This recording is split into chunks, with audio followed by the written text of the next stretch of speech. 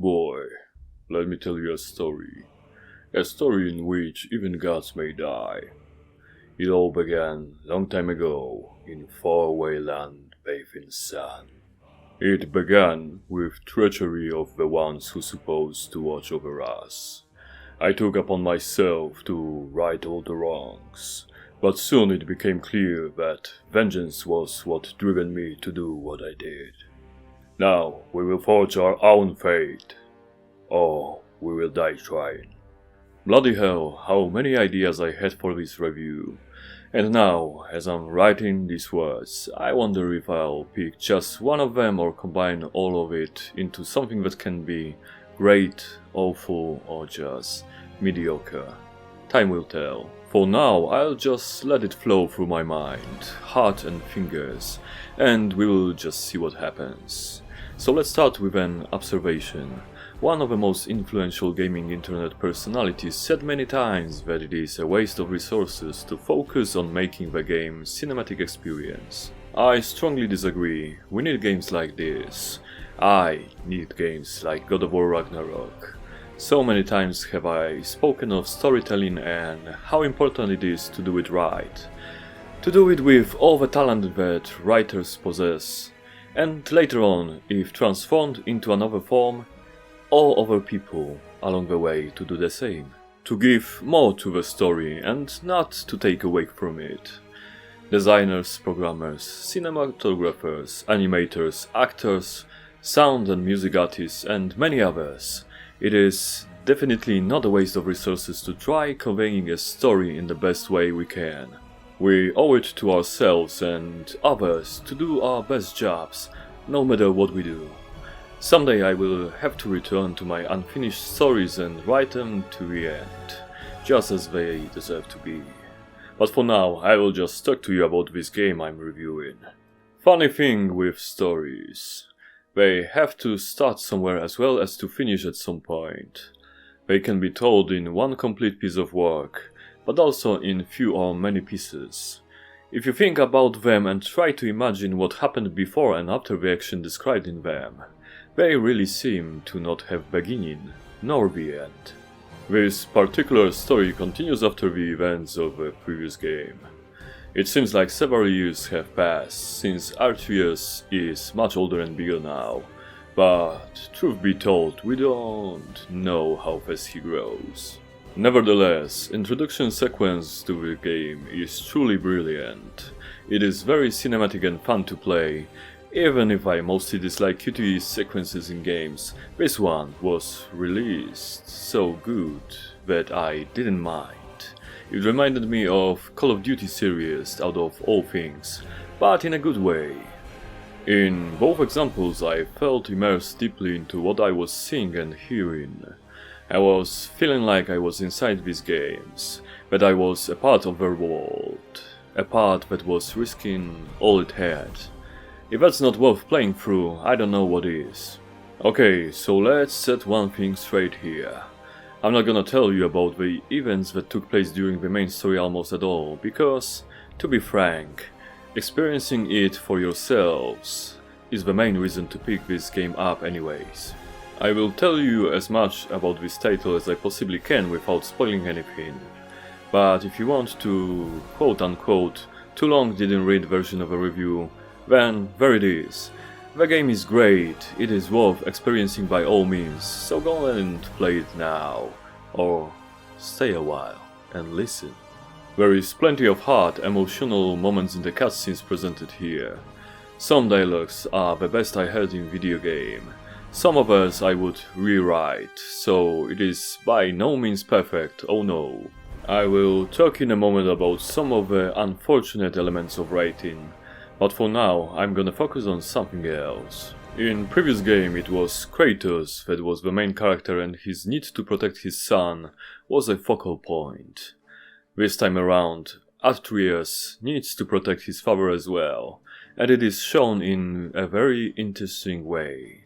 The idea behind the whole story is that both our protagonists as well as antagonists try to fight destiny by fulfilling it at the same time.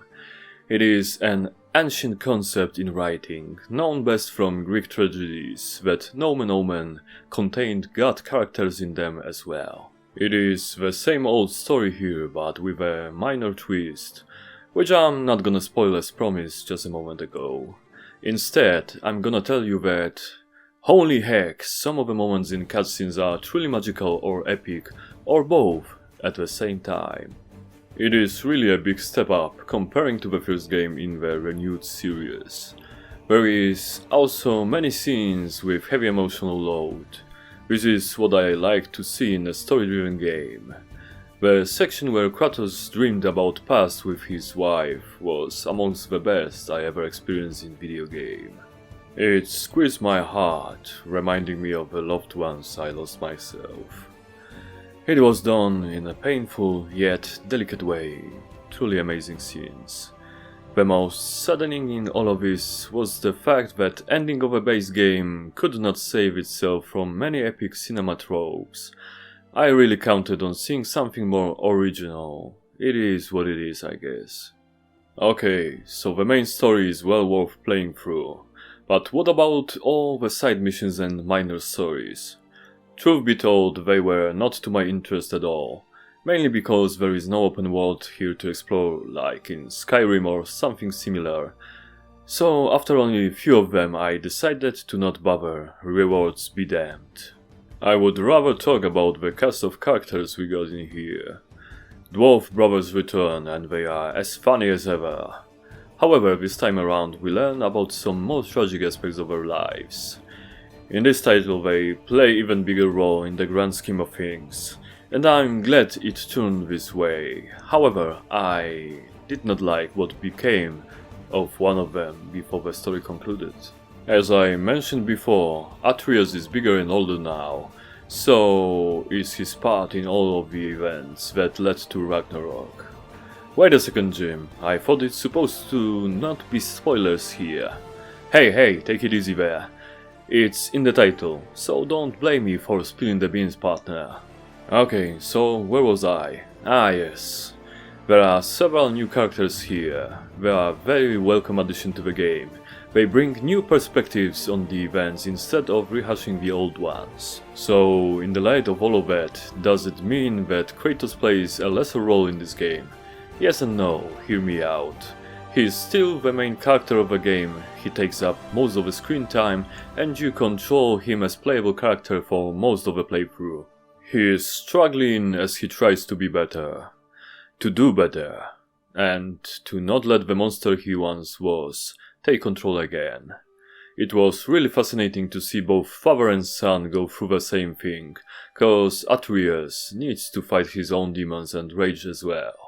Reviews that I watched when the game originally came on PlayStation 5 in 2022 talked how story writers did Odin and Thor dirty in this title, but I am of a different opinion. I think they made them how they should be, flawed villains.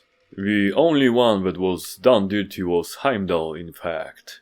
He was set as a one-dimensional asshole that had no redeeming qualities whatsoever.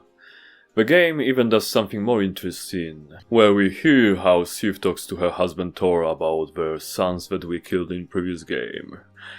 It really made me feel guilty somehow, great job. Let's talk about dialogues and some written text that you encounter on your journey. Just as I promised you a few moments beforehand, I'll tell you about some gripes I got with writing. There is simply too much modern terms and abbreviations in what's supposed to be a mythological tale. It annoyed me greatly as a writer, gamer, and student in human history and etymology. It's once again that pesky marvelization of modern storytelling that I talk about constantly, and it pisses me off to no end. I would really love if writers could refrain from this chipping in of the work they're doing. It's not cool, it's not good, it just takes away from the story, while giving nothing in return. Another thing is that sometimes secondary characters will talk back to our protagonists in a very piss-off way, when discussing very serious topics. I know it is how often normal people would react after hearing some unwanted wisdom, But this is an epic story we are experiencing in the game, so we don't really want a realistic everyday responses. We want something better from our epica. We don't want it mixed with a cheap novel. Thirdly and lastly, with my negative evaluations of writing, there's too much smart assery in found written lore materials and guides. I guess it's supposed to be read from the perspective of Mimir, but he talks differently, and same with Kratos and Atreus. It all sounds like some modern fanfiction rather than serious and expensive production of epic scale. Oh well, other than that, I think the writing was very good. I just wish someone overseeing the whole production said to some members of the writing team, "Stop it, do it the right way or get out." That's all. God of War Ragnarok is worth playing for the story alone. We got that by now, but what about the gameplay itself? It is very similar to what we know from the 2018 game, but with some expansions and amplifications. Combat is still fluid, responsive and fun overall. There is plenty of combos and special attacks to try out, but there is a problem with that. There is too many skills and key combinations to track in combat. I can do that in World of Warcraft by programming my own combat user interface, but in a game like this it is simply too much. I felt like I was learning some fighting game before a big tournament, cause funny enough I participated in some when I was young and fast.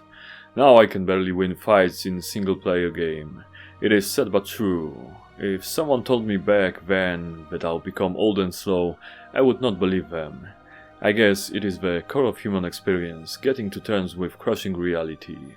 Never mind that, cause there is also too many different behaviors for camera and aiming in settings menu. It took me for too long to test out which I like the best. Kinda annoying, like calibrating a new monitor using its on-screen display and spending many hours adjusting them over several days. When speaking of too many, I thought in first few hours that there were too many puzzles.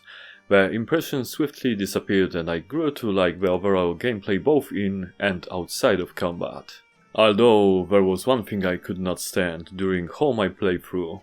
Oftentimes level design felt kinda claustrophobic because of the limitations in traversing the terrain.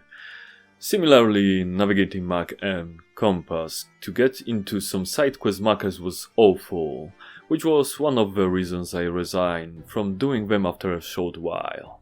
As a consolation prize, we get to play as Atreus for some time.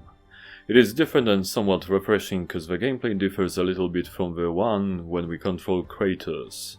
A young fella got his own moveset, but I really disliked his melee moves, hitting enemies with a bow. It is what it is, I guess. The more important thing is how in previous game getting an upgrade in new gear and skills alike was pure joy for me as a progression enjoyer. This time around they done mess it up.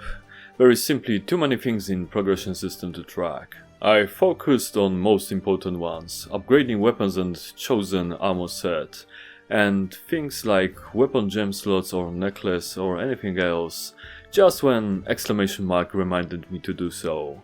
I was really sad it went sideways like that. Finally, when it comes to gameplay, I really appreciate how cinematic many sections truly are. I'm gonna say it one more time. It is not a waste of resources to make it so good. It creates experiences that will stick in players' memory for a very long time. And as I grow older and older, I come to the realization the memory of things and emotions that accompanied them in specific events of our lives is kinda most of what we have in this world. Well, this and hope for the future, I guess. It took me 23 hours to finish the game, focusing on the main story most of the time. I reckon it is a good playtime for a production like this. It's not too long and not too short, just the right length. So how about the technical side of this game? I'm gonna start with telling ya that the memory is a funny thing. Because call me crazy, but I thought in previous game animations in combat were smoother, cause Ragdoll doesn't look good enough here. Maybe I'm just imagining things. Other times I thought that finisher animations are top notch. Don't get me wrong, it is still a top tier title when it comes to animations. It is just I had this strange feeling that something was off sometimes. It's the same feeling that I get when taking a walk, looking around and thinking to myself, it's a nice day today, but I guess it could be better. Cause it was better sometimes, right? But putting aside all that talking to myself, I gotta admit the graphic presentation is as good if not better than in previous game. It is not as impressive as back then cause it's been several years, but still it is really pleasant to look at. Especially when we got several new locations and the old ones are visually altered by the events that took place in the storyline. The only gripe I have with visuals here is same as in previous God of War.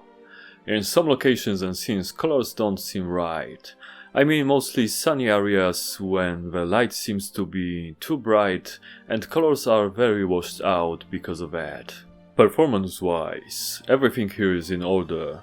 Frame times are as tight as it gets, truly great optimization in this department cause I haven't felt a single stutter in my whole playthrough. You can just see the performance test video I made not so long ago. It is marvelous. The only thing I can pick on when it comes to performance is that in some of the new locations levels of details were not kept in check, so the average frame rates are much lower than in the rest of the game.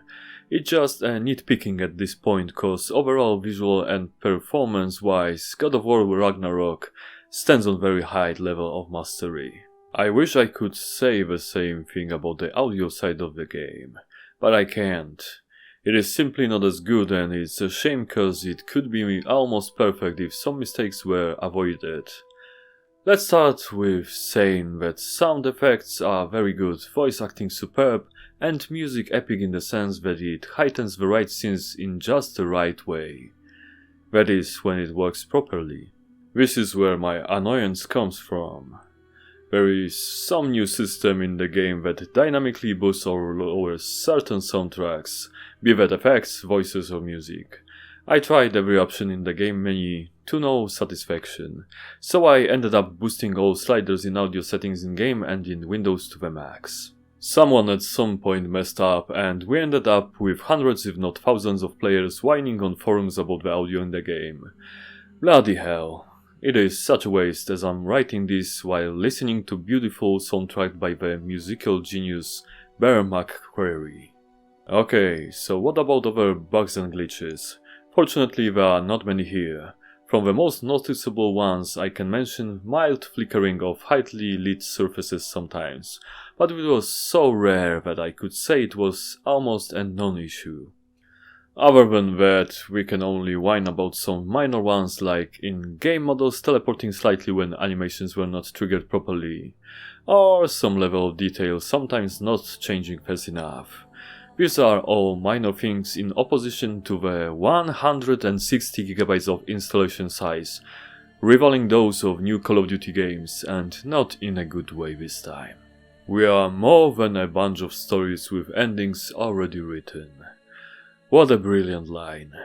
And I agree with it completely while writing the ending to this review, and I don't know how to convey to you what I'm feeling. I guess this is a human state. We do art in form of writing, painting, sculpting, to tell the other people's stories and how we feel. Probably the music is the best medium to convey emotions and to tell stories somewhat well enough, cause we got lyrics to the songs, we compose the whole operas and musicals. Still, all of them are not enough to do it fully, and maybe, just maybe, video games are the medium that is the closest thing to telling the most complete stories which can be seen, heard, felt, and interacted with. Maybe this is why video gaming industry is worth more now than every other form of entertainment media put together. No wait, it is because of mobile gaming and gacha tactics that prey on millions and millions of people. But that's topic for a whole another discussion. I gotta get back on track and tell you that God of War Ragnarok is in my opinion better than previous game in the aspect that matters the most here. The interactive cinematic experience. It's just top tier and there is no disputing that whatsoever. It was all worth playing for the main story. The rest was okay, but not good enough to keep me playing after the final credits. Both side quests and Valhalla roguelike addition did not hold my interest. I can strongly recommend this title to every video game enjoyer that is adult. I will repeat yet again. We need this kind of games, we really do. They do something magical, they make me feel alive and think to myself that my life is worth living, and that other people can feel the same as I. It gives me needed perspective on the past and hope for the future. And speaking of the future, I will see you in the next Great Late Review.